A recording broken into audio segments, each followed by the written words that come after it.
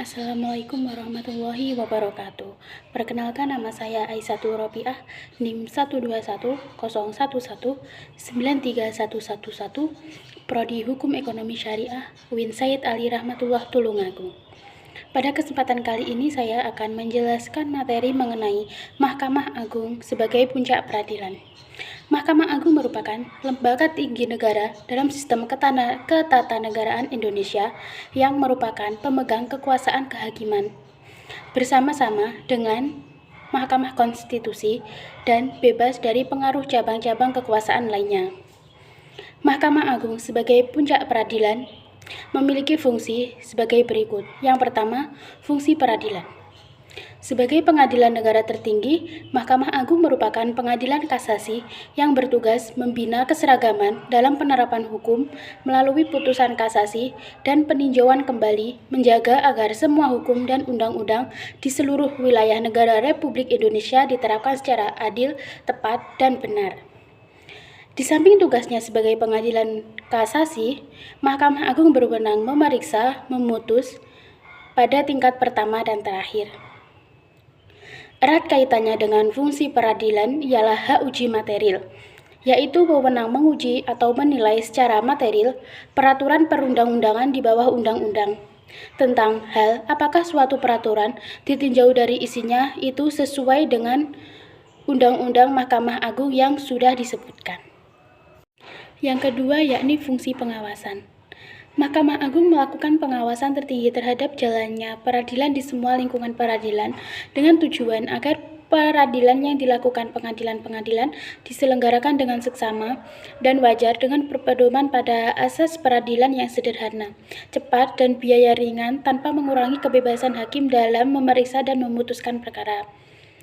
Mahkamah Agung juga melakukan pengawasan terhadap pekerjaan pengadilan dan tingkah laku para hakim dan perbuatan pejabat pengadilan dalam menjalankan tugas yang berkaitan dengan pelaksanaan tugas pokok kekuasaan kehakiman, yakni dalam hal menerima, memeriksa, mengadili, dan menyelesaikan setiap perkara yang diajukan kepadanya, dan meminta keterangan tentang hal-hal yang bersangkutan dengan teknis peradilan serta memberi peringatan, teguran, dan petunjuk yang diperlukan tanpa mengurangi kebebasan hakim.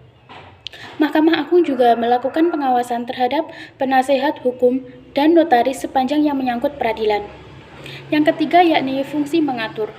Mahkamah Agung dapat mengatur lebih lanjut hal-hal yang diperlukan bagi kelancaran penyelenggaraan peradilan apabila terdapat hal-hal yang belum cukup diatur dalam undang-undang. Mahkamah Agung dapat membuat peraturan acara sendiri bila mana dianggap perlu untuk mencukupi hukum acara yang sudah diatur dalam undang-undang. Yang keempat yakni fungsi nasihat.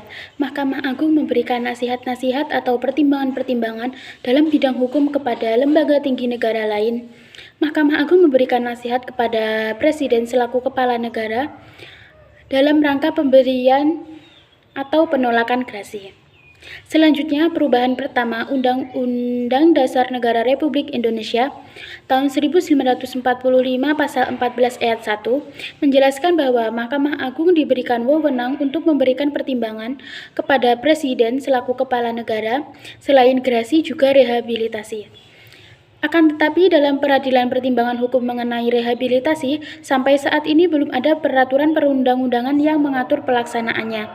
Mahkamah Agung berwenang meminta keterangan dari dan memberi petunjuk kepada pengadilan di semua lingkungan peradilan dalam rangka pelaksanaan ketentuan pasal 25 Undang-Undang Nomor 14 Tahun 1970 tentang ketentuan-ketentuan pokok kekuasaan kehakiman.